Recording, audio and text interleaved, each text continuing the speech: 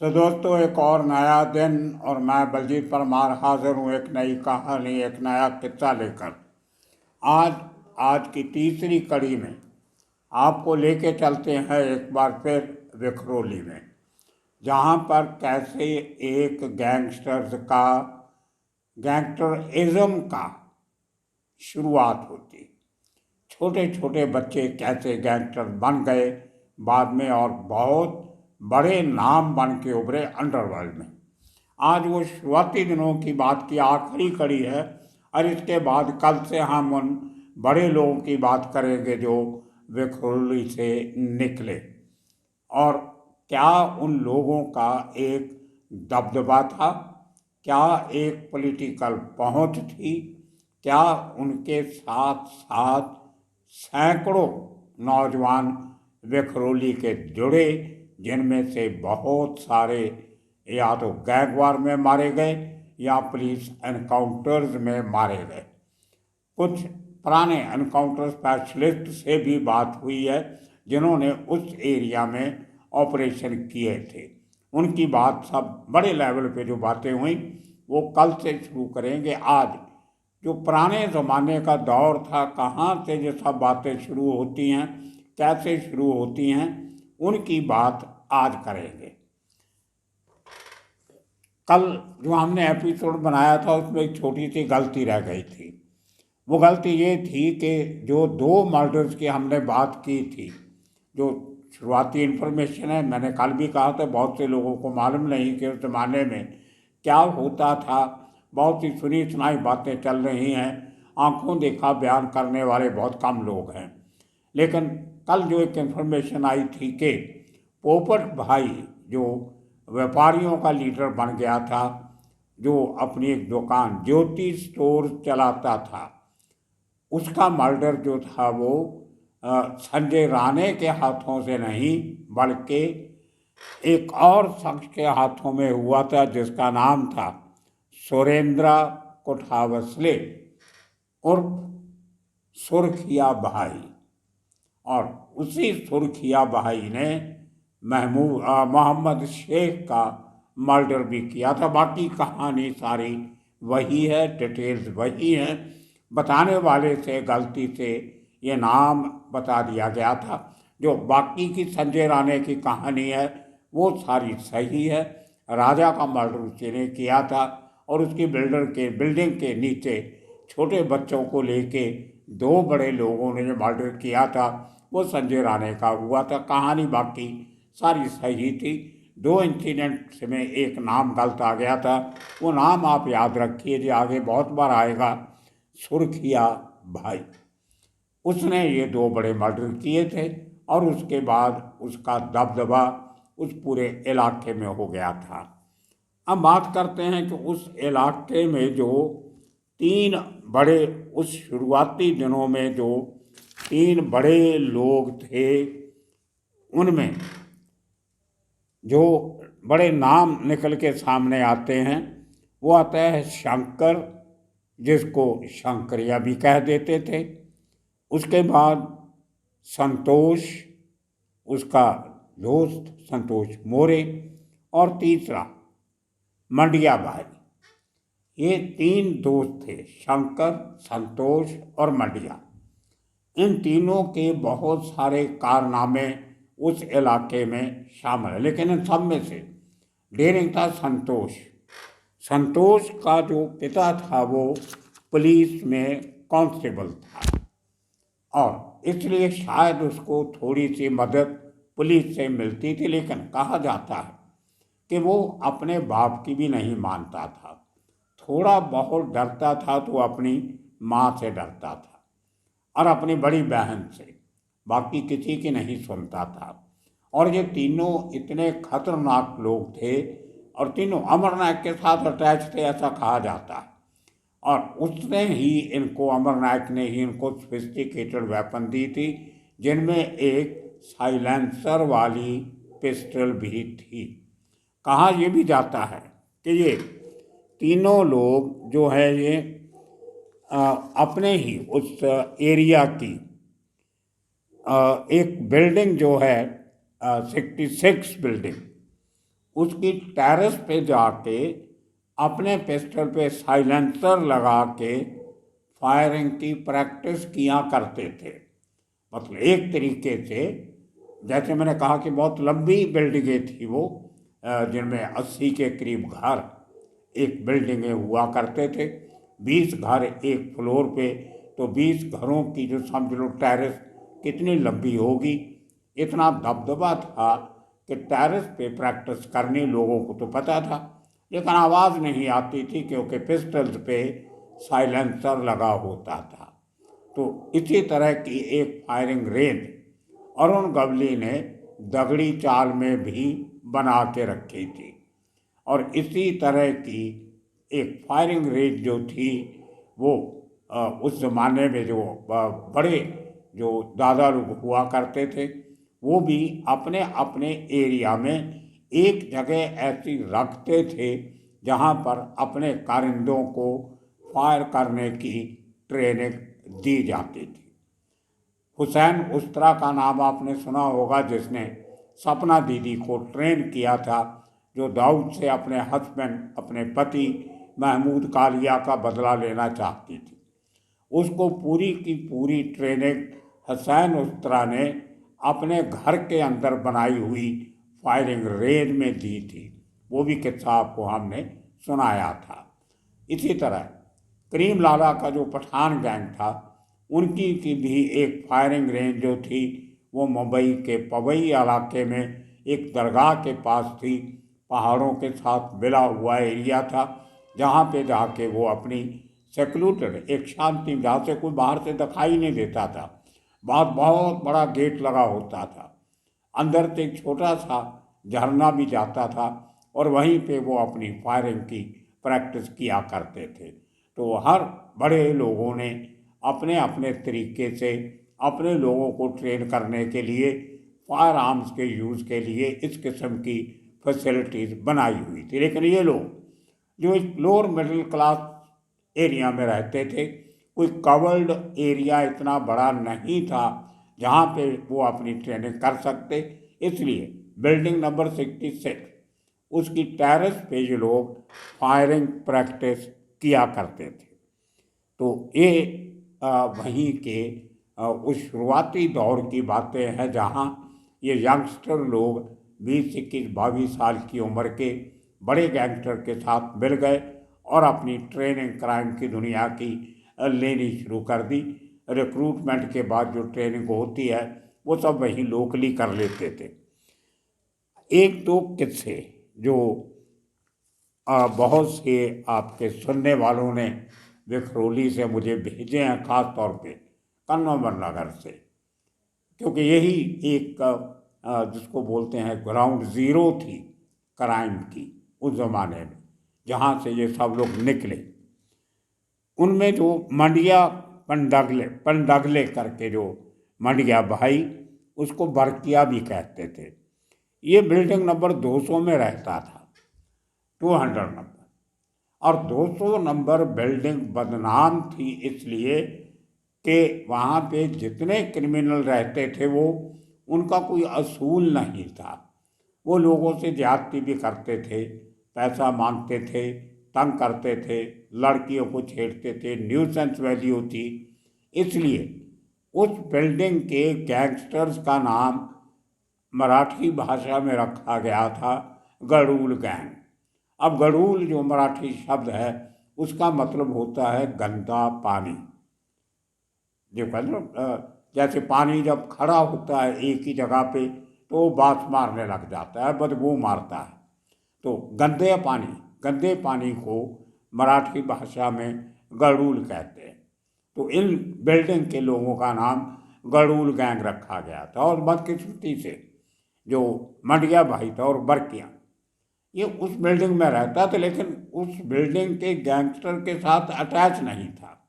इसकी दोस्ती थी दूसरी बिल्डिंग में रहने वाले लोगों के साथ, जिनके गैंग को रायगढ़ गैंग कहा जाता था। इसी बस्ती में एक चौक है छोटा सा, जहाँ छोटी छोटी सड़कें एक बिल्डिंग से दूसरी बिल्डिंग की तरफ जाती हैं, उसको कहते हैं रायगढ़ चौक। रायगढ़ महाराष्ट्र का एक डिस्ट्रिक्ट है, मुंबई से जब आप गोवा को जाते हो तो महाड़ से जो एरिया लगता है पूरा, वो रायगढ़ एरिया लगता है। बहुत बड़ा एरिया है। दाऊद इब्राहिम का गांव जो है, मुमके गांव, वो भी रायगढ़ डिस्ट्रिक्ट में पड़ता है और बहुत रिच डिस्ट्रिक्ट है एक हिसाब से। बहुत नदियाँ, नाले, झरने, ग्रीनरी, बहुत फर्टाइल लैंड है और वहाँ के अच्छे खासे पैसे वाले लोग हैं। तो उन रायगढ़ के एरिया के बहुत सारे लोग इस वखरूली के एरिया में भी रहते थे। जैसे कहते हैं एक एरिया के लोग दूर से कहीं ना कहीं कोई रिश्तेदारियाँ भी निकल आती हैं, कोई दूर से संबंध भी बन जाते हैं। तो इनको जो उस डिस्ट्रिक्ट के रहने वाले थे, जितनी फैमिलीज, वो भी सैकड़ों की संख्या में थी, उस एरिया के लड़कों का जो एक ग्रुप बन गया, उसका नाम था रायगढ़ गैंग। तो ये बरकिया जो था,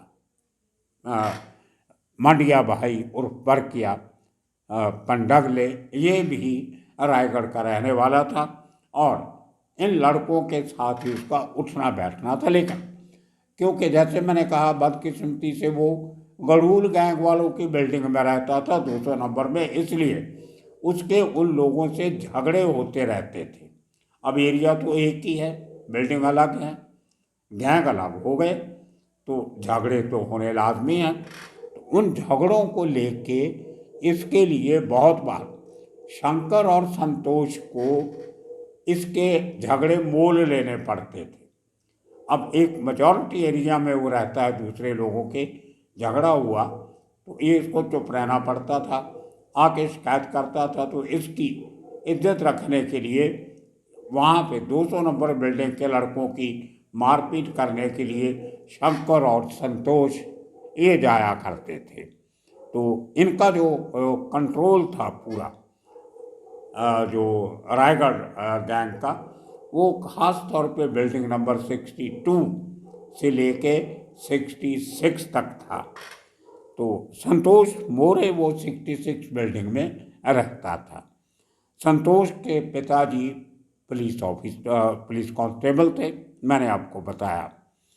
हुआ क्या, एक बार उसी बिल्डिंग के पास एक बॉडी बिल्डर रहता था। बॉडी बिल्डर में जान बॉडी बहुत अच्छी, कंपटीशन बहुत जीते थे, लेकिन वो बदमाश नहीं था। और बॉडी बिल्डर होना एक बात होती है, लेकिन चाकू छुरा चलाना या लड़ाई करनी वो दूसरी बात होती है। अब शंकर कोई बहुत लंबा चौड़ा आदमी नहीं था, मोटका था, लेकिन हिम्मती बहुत था, दिलेर बहुत था। अब झगड़ा हो जाता है 66 बिल्डिंग में। वो जो बॉडी बिल्डर है उसका एक भाई होता है, उस भाई के साथ कहीं इस बिल्डिंग के लोगों का झगड़ा होता है। उसका बदला लेने के लिए वो बॉडी बिल्डर आता है, अपनी बॉडी का रुआब दिखा के ऊंचा नीचा बोलता है। तो संतोष जो है, संतोष मोरे, वो उसकी पिटाई करनी शुरू करता है। इतनी पिटाई करता है कि उस बॉडी बिल्डर को अपनी जान बचानी मुश्किल हो जाती है। और वो बहुत, जब लड़ाई ज़्यादा बढ़ जाती है, मारा मारी, तो संतोष की माँ और इसकी बड़ी बहन वो बीच बचाव करते हैं। लेकिन संतोष कहते हैं गुस्से वाला बहुत था। वो तो एक बदकिस्मती से गैंगस्टर बन गया। मुझे दोस्तों ने ये भी बताया कि वो पढ़ने लिखने में बहुत तेज था, बहुत पढ़ता था और बहुत अच्छे रिजल्ट उसके आते थे, लेकिन गुस्से वाला बहुत था, किसी की बात बर्दाश्त नहीं होती थी, इसलिए झगड़ेलू हो गया। थोड़ी छोटी सी बात किसी ने की तो नाराज़ होकर लड़ाई झगड़ा कर लेता था। खैर, इतनी लड़ाई देख के इसकी माँ और बहन ने संतोष को कंट्रोल करने की कोशिश की तो वो और गुस्से में आ गया कि आप मेरी एक बाहर के आदमी से बेइज्जती करवा रहे हो। अंदर जाता है घर के अंदर तो वही घोड़ा, वही पिस्टल जो उसके आकाओं ने उसको दिया था, जिसको लेके वो टेरेस पे प्रैक्टिस किया करता था, वही घोड़ा निकाल के ले आता है और उस बॉडी बिल्डर को मारने की कोशिश करता है। लेकिन बहन और माँ इसको पकड़ लेती हैं और वो बॉडी बिल्डर बेचारा हाथ जोड़ के अपनी जान की भीख मांग रहा था। तो इस किस्म के कारनामे ये आदमी करता था। और उसके बाद जब माँ ने और उसने पकड़ा तो इस आदमी ने कहा कि अब जाओ मेरी माँ के पांव हाथ लगाओ, और इसकी वजह से तुम आज बच गए, नहीं तो तुम मारे जाते थे। तो उस आदमी ने बेचारे ने माँ के पांव हाथ लगाए, बहन के पांव हाथ लगाए, और बड़ी मुश्किल से जान बचा के वहाँ से भागा चला गया। तो ये किस्से हैं संतोष मोरे के।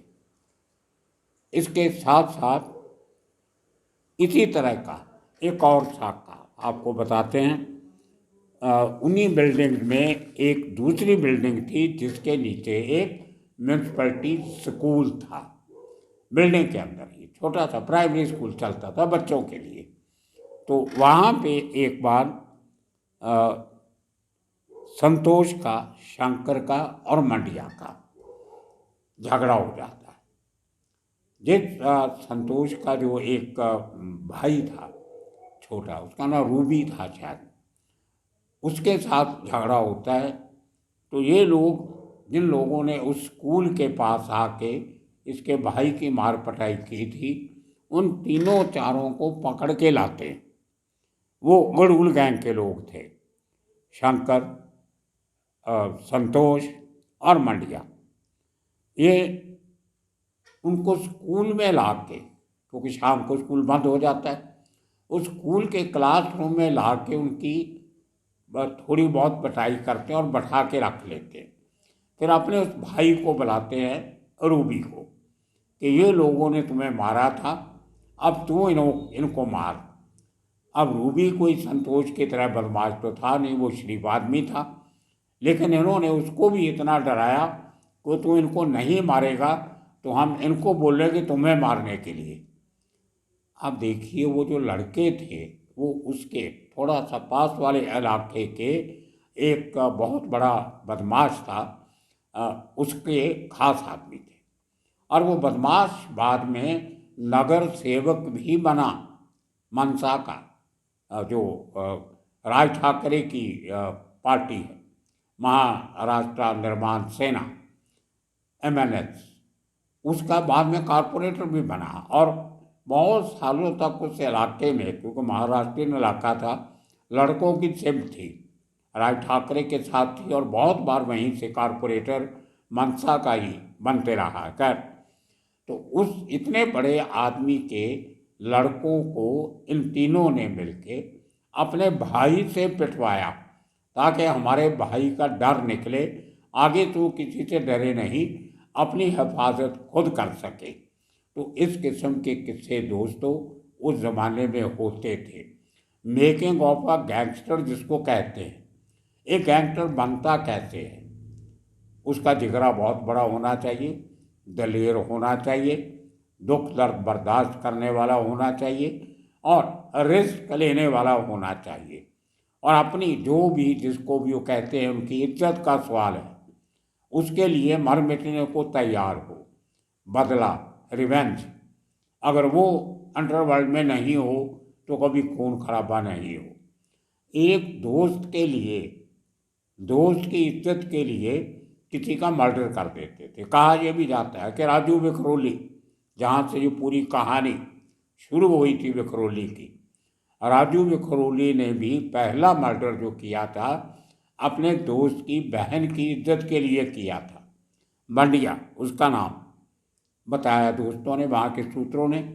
मंडिया की बहन को किसी शख्स ने छेड़ा था, और उसका बदला लेने के लिए, क्योंकि मंडिया कोई बदमाश नहीं था या कोई डेरेबाज नहीं था, आम आदमी था, तो उसने राजू विखरोली को बताया कि मेरी बहन को ये आदमी तंग करता है। तो राजू विखरोली ने जो अपनी ज़िंदगी का पहला मर्डर किया वो उस शख्स का किया जिसने इसके दोस्त बढ़िया की बहन को छेड़ा था। तो दोस्तों ये किस्से हैं पुराने उस ज़माने के। और इसके साथ साथ जो दौर वहाँ से शुरू हुआ यंगस्टर्स को साथ में लेके गैंग बनाने का, अब जब हर बिल्डिंग में एक गैंग बन गया, छोटा गैंग बड़ा गैंग, उसमें से फिर जो लोग सरवाइव कर गए वो बड़े गैंगस्टर बन गए। जो घर से कमज़ोर थे, जिनको जेल से छुड़ाने के लिए वकील नहीं थे, जिनकी कोई फैमिली बैकग्राउंड मजबूत नहीं थी, वो बेचारे अपनी पूरी सज़ा ख़त्म करके वापस आए और चुप करके शांति से बैठ गए। जिनमें एक शिवा का नाम हमने कर लिया था, जिसके सर में गोली अभी भी लगी हुई है। वो बेचारा अपने बाप के साथ रियल एस्टेट का काम करता था। अब झगड़ा हो गया संतोष से, उसने गोली मार दी, उसके सर में लगी। उसका बाप पैसे वाला था, प्रॉपर्टी डीलर था, उसने बहुत पैसा लगाया उसके इलाज के लिए। गोली तो दिमाग से, सिर से नहीं निकली, लेकिन अपने बेटे को बचा लिया। उसके बाद वो अपना धंधा बंद करके इस इलाके से अपने गांव चला गया कि मुझे यहाँ रहना ही नहीं है। तो इस तरीके से, इसी तरह सुरखिया भाई, वो भी जब 2004 के करीब कहीं ये सब मर्डर के केसों में ज़मानत पे आया, तो उसने भी आके मनसा के इलेक्शन की तैयारी की, लेकिन वो टिकट नहीं मिली। उसने बाद में ऑटो रिक्शा यूनियन का लीडर बन गया, मधाड़ी वर्कर्स का लीडर बन गया, लेकिन वो पैसा कमाने की लत जाती नहीं। थोड़ा बहुत हफ्ता वसूली अभी भी इधर उधर से कर लेता था काफ़ी समय तक, लेकिन अब तो पूरा नक्शा बदल गया है। 20-20, 22-22 फ्लोर के टावर बन गए हैं, पूरा एरिया रीडेवलप हो गया है, बहुत बड़े पॉश एरियाज भी बन गए।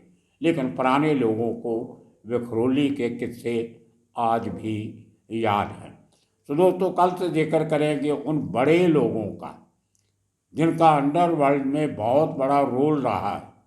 तो वो सीरीज़ कल से शुरू करेंगे। आज तक की जो शुरुआती जानकारी थी इस एरिया की, वो आपसे हमने शेयर कर दी। तो जुड़े रहिए हमारे साथ। कल से देखिए जो ब्लॉकबस्टर शुरू होने वाला है विक्रोली का, उसका इंतज़ार कीजिए। तब तक के लिए आप सबका बहुत बहुत शुक्रिया, धन्यवाद।